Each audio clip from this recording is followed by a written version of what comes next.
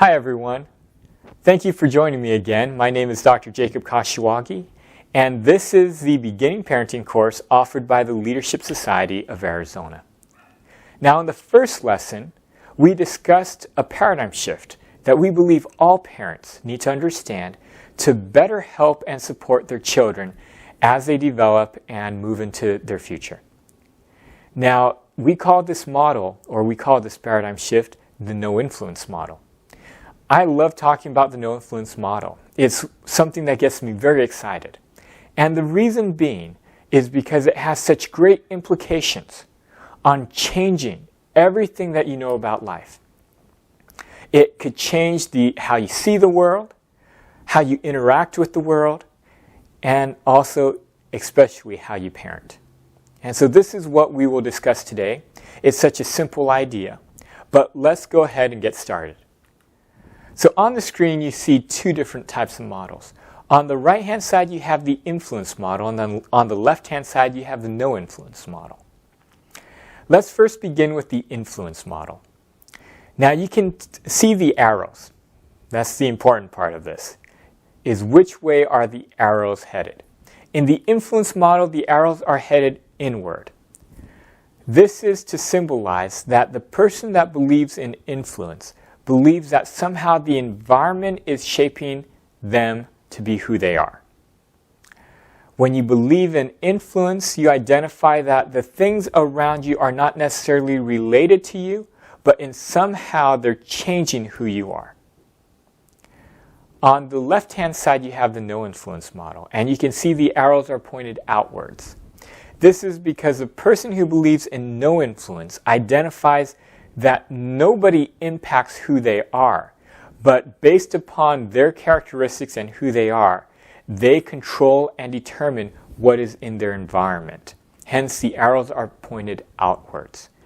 This person believes that everything they run into in life, people, things, and circumstances, are all created because of something about them. Now, on the screen you can see characteristics in each of these influence and no-influence model, characteristics that go along with this way of thinking. Hence, when you look at the influence side, this person is much more likely to believe in luck and chance because they believe the things in their environment are not being caused by them. They're also more likely to blame others since they believe that other people can impact their life. They're much more likely to be surprised. And why are they much more likely to be surprised? Because when you believe that the outside can change who you are, now you're looking at, in order to understand who you can be and how you will develop in the future, you have to understand the billions of variables around you. You have to understand every little thing because you could run into anything at any given moment. Hence, in order to truly understand yourself, you have to understand so many things around you. And it's impossible to understand that many variables in that many people and things. Hence, you're more likely to get surprised. Now, the last things is when you grow up and you are being influenced and you feel that people are trying to influence you, you're much more likely when you go out into the world to try to influence others. For example, when you're a child, if your parents are always on you, always trying to change you, always trying to influence you in some way, well, that child is most likely when they grow up to believe that to raise their kids in the exact same manner. Because children learn quickly by example. And so, when they see it, they're much more likely to try to repeat it. They feel that that's how the world works. Either people influence them or they influence other people. And they are much more likely to go out and to try to change and influence their children as well as other people. Now, on the left-hand side, you have the no-influence model. And in this model, it's identifying that these people are more likely to be accountable. When you believe you control everything, the only person who can be accountable is yourself. Now, what else? More likely to plan things in advance. Why? Because you realize that if you plan things in advance, you're more likely to be able to be more successful because you control your destiny. You're also much more likely to have a vision. Why? Because life is more simple for you. You can understand it and see far into it more. Why? Because if you realize that the person who controls your life is you, then the only variable you have to understand is yourself, which is one. You no longer have to understand billions of things around you. It makes life so much more simple. And as a child, to be able to simplify it down to one person that you have to understand, this makes life a heck of a lot more easier for you to navigate through. Hence, you have a greater vision now. And as you gain a greater vision, you can plan better. You're also more likely to listen to others. Why? Because if you believe that no one can influence you, you also believe that you can't influence other people. Hence, instead of trying to change people, you're more likely to listen to them. These people, because of their vision, are more likely to also help other people because they realize that they determine what type of person they are and they are accountable for their actions with others. They're also more likely to be at peace, to be less stressed, less worried, because they understand what's going on in life.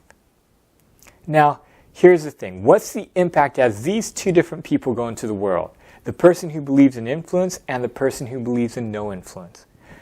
To explain this, I always ask the children this question, which is, if you were an owner of a business and you had the influence person with their characteristics and the no influence person with their characteristics come and ask you for a job, who would you much more likely hire? And unless you're that sarcastic kid in the back of the room, most likely you're answering the no influence person. Hands down. If you want your business to be successful, you're more likely to hire the person who plans, who is accountable, who has a vision of things. And this is the same way with life. We find that people are more likely to want to work with the no influence person. They're much more likely to be successful. And the thing that's more likely to make you successful is also the thing that's more likely to be accurate, we found out. What's really amazing now is what is the impact in terms of parenting? Well, when you believe in the influence model in parenting, then it's really an amazing thing because these characteristics will also follow along. But the influence model, if you believe you can influence, what has been the result? Well, the result has been simple. It hasn't worked. In terms of the success of students, you start seeing that people under the parent control method, which is most people in the world today, you can see what the result of the kids are. They're getting more stressed. They don't know what to do. They don't know what their value is, and they're having a very difficult time being happy, even if they do develop into successful careers. Now, what about social issues? You can see in everything in which society tries to influence people, tries to control people, you start seeing what? As control goes up, as influence goes up, performance goes down. You see this not only in children, you see this not only in society, you see this in everything. This is why we go to our first principle of the no influence mentoring. It is the individual centered. Because we have to realize that we can no longer control or try to influence or change children. We have to understand who they are. We have to realize what their talents are and what they care about. And it makes life so much easier. See, when you look at a child, all we're doing now in an individual-centered program is instead of trying to force the child to get into everything, learn everything, instead of trying to make the child do things that aren't related to them, now what we're going to try to do is in every aspect of their life, we're going to try and figure out what they want to do. We don't want them to have to play every sport. We want to find out which sports they care about, or even if they want to play sports. We want to find out what they want to eat. And yes, is this hard? it's the hardest thing a parent's going to do is working with a child trying to figure out what they really want. Why? Because the child doesn't even know what they want at that age. The child needs time to develop. The child needs time to experiment. The child needs time to do nothing and figure out when they are doing nothing, what will make them happy, what will help them. And this is the toughest thing for a grown adult to be able to do. Why? Because is a child going to be efficient? Is a child going to know exactly what's good for them? Is a child going to want to do every single thing that's going to make them successful? No. They're going to make every mistake in the book because they're young, because they don't know. They're going to do every single thing that's the easiest for them because they just want to have fun. Because they don't know what's going on in life yet. You ask, why do parents want children to plan, want children to be organized, want children to focus on STEM programs, math, science, English? Why do parents want children to be able to go out and to join clubs and to do things like the National Honor Society? Because the parent has grown up, they've already made the mistakes, and now they're looking at their child and saying, I am going to try and make sure that my child makes none of these mistakes, that my child wastes no time, that my child never has to go through the struggles that I went through. But the funny part about this is, if they don't make those mistakes, if they don't waste the time, then they will never know. It's funny that when we look back at our childhood, oftentimes we had so much time that we wasted. So much time doing things that just was not of any value to us in the end. But we had the opportunity to do that. And in many times it's what allows us to be able to figure life out, figure out who we are, figure out that we actually want to do something in life. And it makes us a lot more successful. And this is what the individual-centered approach is that we recognize the child is more important, and figuring out what they want, how they want to do things, what they want to do, when they want to do it, that we need to give them that opportunity. Now, is this just Dr. Jacobs saying this? No. In fact, for the last 20 years, we've been researching the most successful people that have ever lived, business people, even philosophers, whatever you want to call it. And we're finding that the most successful people, the people who have studied development, studied management, that they all find out that the no-influence model is the most efficient and best way to help people. You can see some of the people on the screen. Let me go over some of them. Marcus Buckingham. He was at the Gallup surveys. And he actually, while he was there, he surveyed the top managers in all the best companies. And what did he find out?